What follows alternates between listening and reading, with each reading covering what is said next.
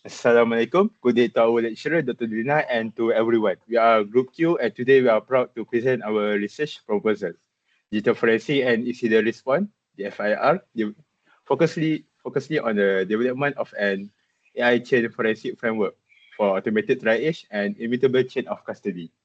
So, before we unpack the technical mechanism of our system, let me introduce the team members behind this research. So, first of all, my name is Uzai, and working alongside me is Najmi, Muhammad Lukman, and also Nurin Farah. To explain how this real-world challenge map to our core problem statement, research aim, and strategy objective, I will now hand to my friend Najmi. Najmi, please take it away. Okay, thank you, Zai. My name is Najmi Minasuddin. If we look at the threat landscape over the past decade, it has fundamentally changed. The rapid expansion of cloud computing, IoT devices, and complex networks has created a massive explosion of digital data. For digital forensics and incident response, DFIR teams, manually sifting through this data to find evidence is now practically impossible. Furthermore, as data moves across these decentralized networks, maintaining a secure, legally sound chain of custody is becoming increasingly difficult. Next slide. This brings us to the two core problem statements of our research.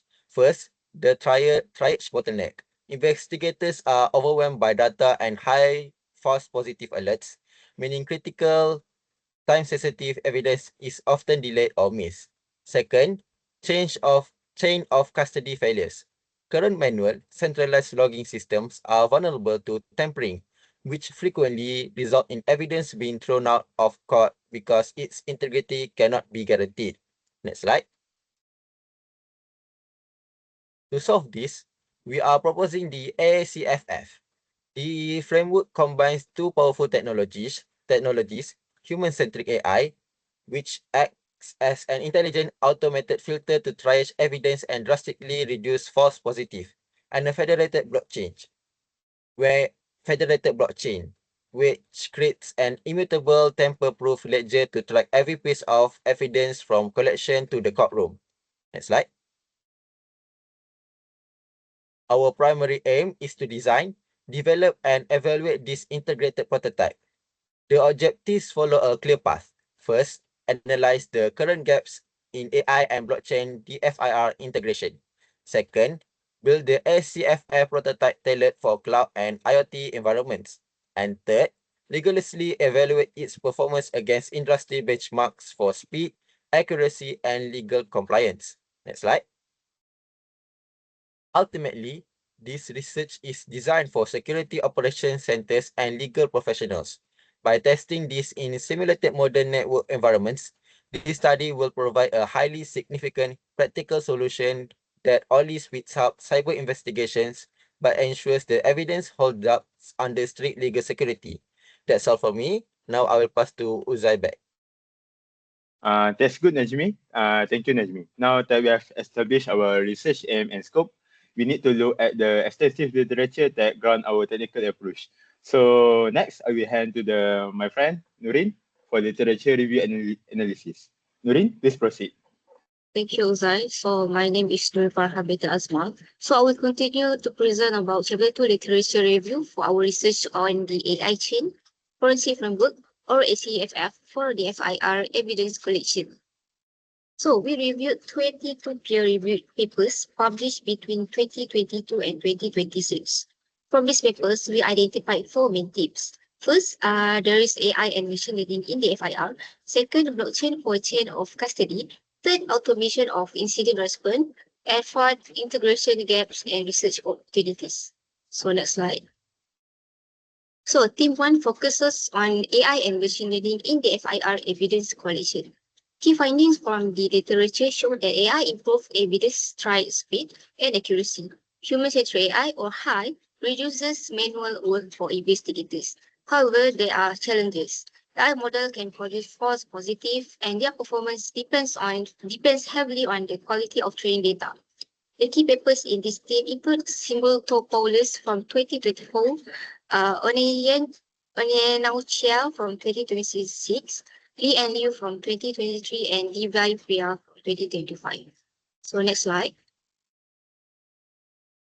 Team 2 covers blockchain and for chain of custody. Blockchain provides tamper-proof storage for digital evidence. The ABSAFE framework proposed by Jenny and Twin in 2025 shows strong evidence integrity assurance. However, scalability remains a major challenge due to blockchain overhead.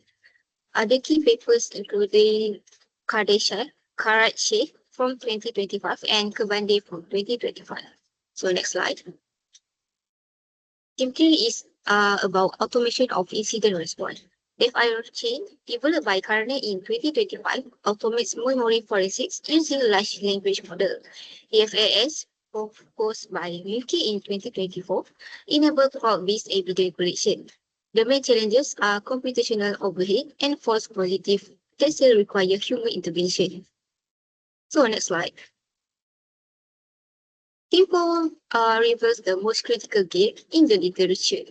After reviewing all 22 papers, we found that no existing framework combines AI-based triad with blockchain-based based chain of custody. The papers by Casino in 2022, Piayura in 2023, and Gupta in 2025 all lacks integration. All confirm that DFIR research is fragmented and lacks integration. This gap directly justifies our proposed ACFF framework.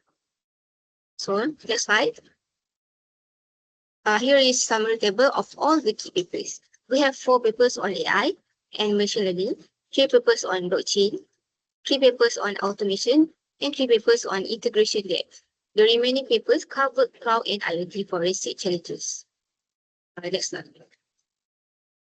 Go to the next slide. So based on this literature review, we identified 5 issues gaps. First, the integration gap. No AI plus blockchain framework exists. Second, the automation bottleneck. High false positive rates still require human help. Third, the chain of custody deficit. Centralized logging is vulnerable to tampering. And fourth, the privacy security conflict. And fifth, scalability concern with blockchain overhead. So next slide. In conclusion, our literature review reveals that while AI and blockchain technologies have individually shown great potential for DFIR evidence collection, no existing framework combine these 2 capabilities into a single operational solution. This gap directly justifies our proposed AI chain forensic framework or ACFF, which uniquely combines high-enabled automated triage with federated blockchain-based chain of custody management. So next slide. So what can I summarize from my part is there's 22 peer-reviewed studies from 2022 until 2026. So the theme is AI, machine learning, blockchain, automation, integration games. So our main finding is no integrated AI blockchain DFIR framework exists. The key gap is automation bottleneck, chain of custody deficits, and last one is proposed solution is using AICFF. There is AI chain forensic framework. So that's all from me. So I will pass to my teammates, Zai.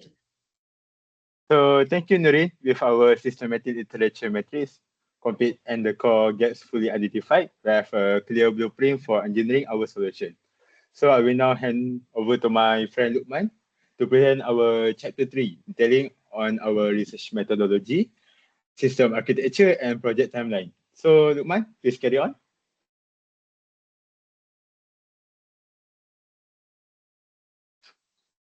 Okay, for chapter 3, the research methodology, let me give introduction of the research methodology.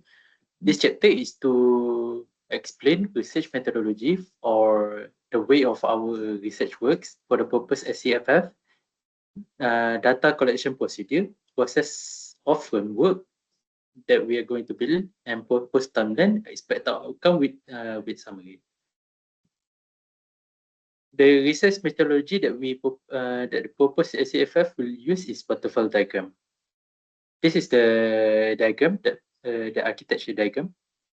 Data, first we are going I will explain this later, but first data collection, real-time log identification and adaptation, and real-time log goes to secure encrypted evidence storage, AI-based threat detection, GNN and RL, privacy preserving evidence processing. And then they go to blockchain-based integrity verification, AI-based file carving and evidence extraction, human AI evidence validation, system evaluation and validation, and then go to automated report generation. Okay, this is the explanation of the each diagram. Okay, for data, as we know, data is like basically in this case, the data, evidence or information that we're going to take to process in the ACFF, and then data collection. We are going to extract the information. The SFF will extract the information.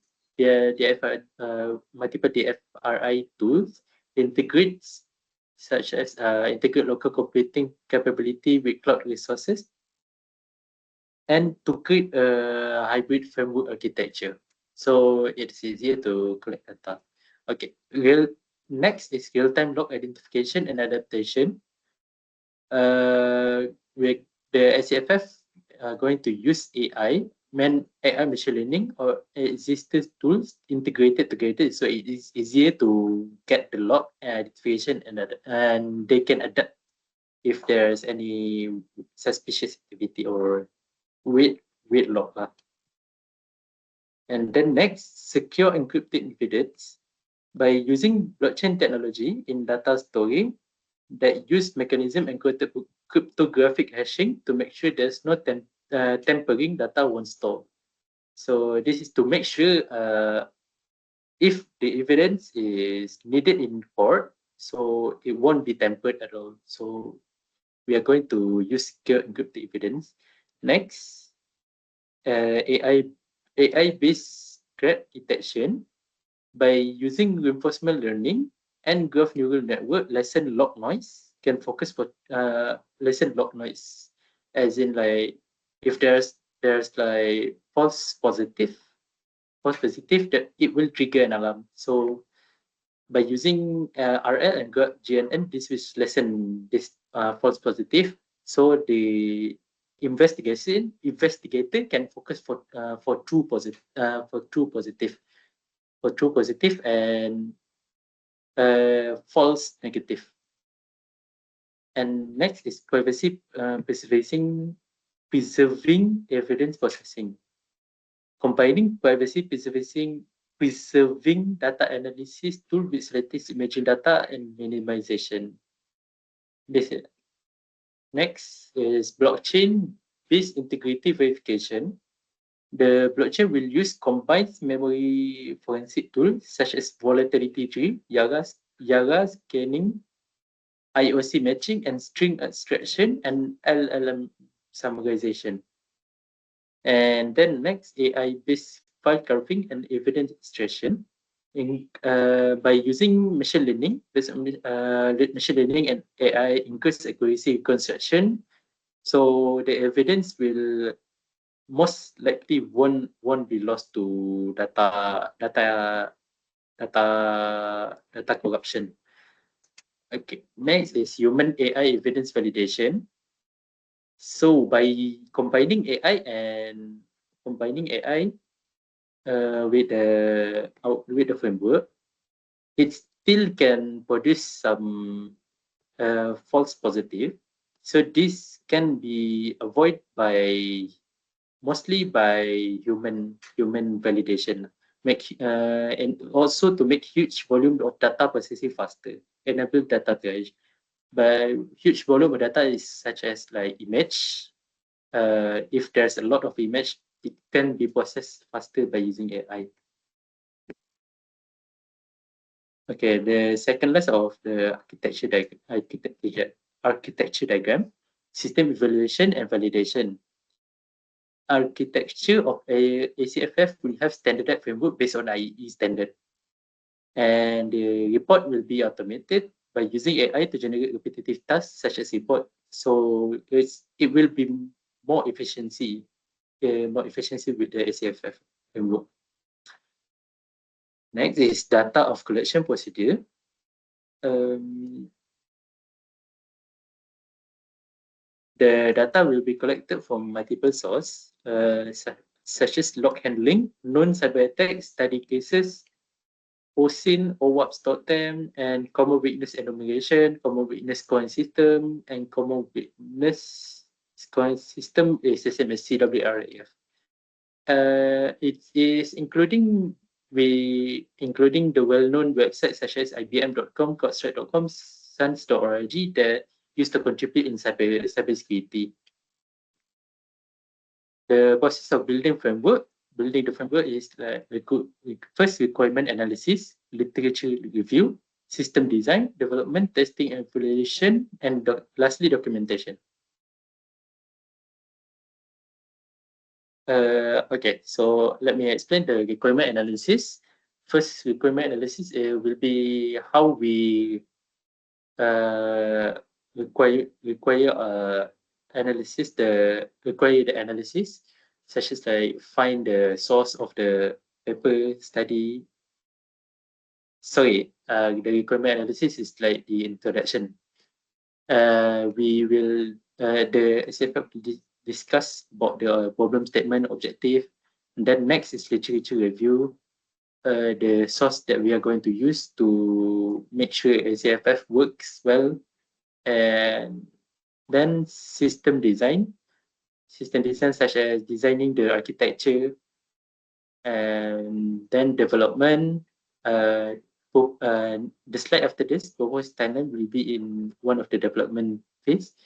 Testing and evaluation, test the ACFF after all the execution complete, and then lastly documentation of the framework. This is the proposed timeline that I said. Okay, the requirement analysis on week one. On week one, we are going to do requirement analysis. It is person in charge. They lead the requirement analysis. The task assigned is identify problem, define research objective and scope, identify system requirement for the DFIR chain, determine tools and which paper suitable. And then next, on week two, literature review. The task assigned is review, study, research collected, make systematic literature review, identify research gap. This is led by member 2. And then framework planning, plan project workflow using waterfall model, where we can see a previous slide. Assign task, basically a leading task member 4, and then prepare project scheduling and timeline for member 3. And then for week architecture design, if framework planning is already finished on week 2, so they can proceed with architecture design. And then the task assigned is design overall DFIR chain architecture, design process flow and data flow, development of DFIR chain framework. The task assigned is develop the DFIR flow, implement evidence extraction procedures, develop automation scripts, build integration between framework modules. And development of DFIR chain framework timeline is the deadline will be on week 2. And then week 3, documentation.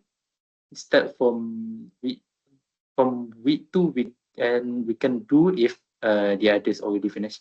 The documentation, compile our research finding, prepare chapter 1 and chapter 3, insert diagram tables and screenshot, document methodology and result.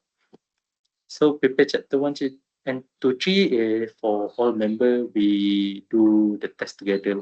Compile our research finding, member 4, document methodology and result, and then the final review is on week 4.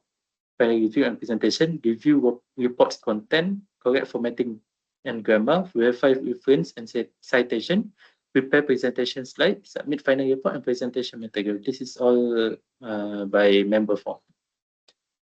For the expected outcome, expected outcome of SCFF, it will be by combining all the strength and avoid weakness of the study found, we can increase efficiency if the SCFF can increase efficiency, accuracy, and quality of evidence collection.